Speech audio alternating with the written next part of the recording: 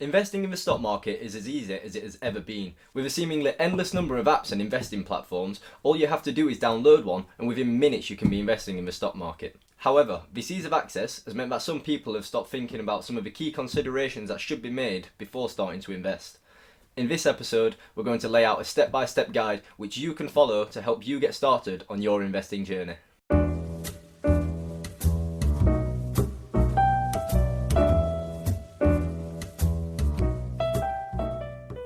Hello, my name is Lewis and welcome to IQ Investing, where we talk about saving, investing and everything in between. So in today's episode, we've got 5 steps that you can follow before starting on your investing journey. These steps are often either ignored or skipped, and it means that the strong foundations that should be laid out before starting long-term investing aren't properly set. If you follow these steps, these foundations should be set down properly and you will have a long, successful investing lifetime. So without wasting any more time, let's jump into step number 1, which is saving money. Now this one might seem obvious at first, but more often than not, it is much harder to put into place than it is to actually think about saving money. There is a simple thing that you can do that can really help you on your money saving journey. The first of these is to track your expenses. Now this might seem like a long process at first, but once you get into the habit of doing it, it becomes very beneficial and it actually doesn't really take that much time. There are lots of great apps out there, such as Yolt and Money Dashboard. Not only will these apps help you track your expenses, but they will also help you categorize them into sections which you can break down individually. For example, if in a certain month you've made a few too many trips to Starbucks, then this would show up on your expenses as a large amount. If you really want to start saving money for investing, then you need to look at some of these things and figure out where you can cut back. It's worth mentioning that £1 invested at a 7% interest rate over the next 40 years will be worth £15. Now this might seem like a very extreme way to be thinking about money, but if you start thinking about money like this now, it will be very beneficial in the future. If you have already made all of the cutbacks that you can make, then it might be worth considering looking for another job or trying to learn a new skill. I know this is practically much more difficult than it sounds, but this could be the step that you need to take if you want to start saving enough money to invest. And with that, we're on to step number 2, which is pay off high interest debt. So what exactly do I mean by high interest debt? A good way to think about it is to split the annual percentage rate of all of your debts into 3 different categories. Category 1 would be a low interest debts of anywhere in the range of 0 to 3% APR. Category 2 would be medium interest rate debts within the rates of 3 to 5% APR. Finally, category 3 would be high interest debt with an APR of anywhere above 5%. Any low interest debt in category 1 should be okay to keep going forward because it's not going to be eating away at your cash. You may need to consider paying off any debts that lie in the 3 to 5% range.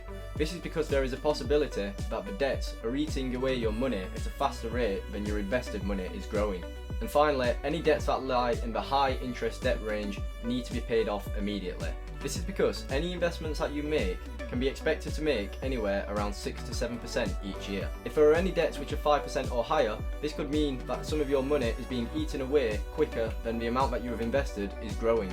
Therefore, these debts need to be paid off immediately before you start investing. A good way to do this is to list off all of the debts that you have and rate them in terms of their APR. The debts which have the highest APR should be paid off first, as these are the debts that are eating away your cash at the fastest rate. I recommend that you systematically go through them one by one and tick them off the list until they're all paid off. Once you've done that, you're ready to go on to the next step. Step number 3 is to build an emergency fund. An emergency fund is essentially a stack of cash that you can hold in case of an emergency. You never know when you're going to need money like this because problems can come from anywhere. As we've seen recently with the coronavirus pandemic, people could be losing jobs almost at any time. Also, unexpected bills can also arise in the form of car repairs or even home repairs. The reality is, you never know when a payment like this is going to come up. It's nice to have the money there such that you can pay off the emergency bill without having to sell any of your investments. It's recommended that the emergency fund should be 3 times your monthly wage. So, if you haven't started investing yet, I recommend that you wait at least 3 months to build up this fund. If an emergency did come up and you had to sell your stocks and shares whilst they were at a low price, this could be disastrous for your portfolio and would eat into your earnings. Therefore, it's better to have the money there to avoid this from happening. On to step number 4, which is open a stocks and shares ISA. A stocks and shares ISA essentially puts a bubble around your investments and keeps them away from the taxman. Whenever you sell an investment for a profit, this is known as capital gain. If your capital gains exceed £12,000, you would have to pay tax on your earnings. This tax would normally be the same as the tax bracket that you sit in with your salary. Having a stocks and shares ISA means that you will not have to pay these taxes. Any dividends that your investments earn are also tax-free. If you own any bonds in your investment portfolio, interest on these bonds are also protected. For each tax year, which often runs from April to April, you will be able to open a new stocks and shares ISA. This ISA has an annual £20,000 allowance. So, if you have any money over £20,000 which you want to invest, you should invest £20,000 into the stocks and shares ISA first, and then the rest should be invested into a traditional stocks and shares account. This is a super important step that should not be overlooked, as we are protecting as much money as we can from the pesky taxman, which is going to leave more money in our pockets. And finally, on to step number 5, which is start investing. So you've followed every step so far, and the last thing to do is simply get involved in the stock markets. What you'll need to do is choose a broker, particularly one that provides low-cost index funds. Index funds can be thought of as a basket of stocks. Each fund can hold either hundreds or even thousands of stocks. The idea of an index fund is to actually replicate the market itself. So, an index fund that tracks the S&P 500, for example, will hold all of the companies that make up the S&P 500 in their relevant weights. I'll explain all of the positives of an index fund in a future video, so make sure to subscribe so that you don't miss out on that content. A great broker that I would recommend is Vanguard. They have a range of index funds that you can invest in with the lowest expense ratios on the market. This means that less of your money is paying to access the fund and more is actually being put into the investment itself. If you ever want to leave Vanguard, don't worry, because there are no exit fees. However, it is worth considering that the minimum investment is either £100 per month or £500 in a lump sum. This is counterbalanced by the fact that each and every transaction that you do on Vanguard is free of charge. And finally, the last thing that you need to think about is your investment horizon. You don't want to be investing in index funds with the expectation that you're going to make money within the next 6 months or even a year. Yes, this could happen, but you really want to be looking to invest over the next 10 years or even longer. Long-term investing is an approach which requires a lot of commitment. You need to ensure that you keep investing, even when the market doesn't look great.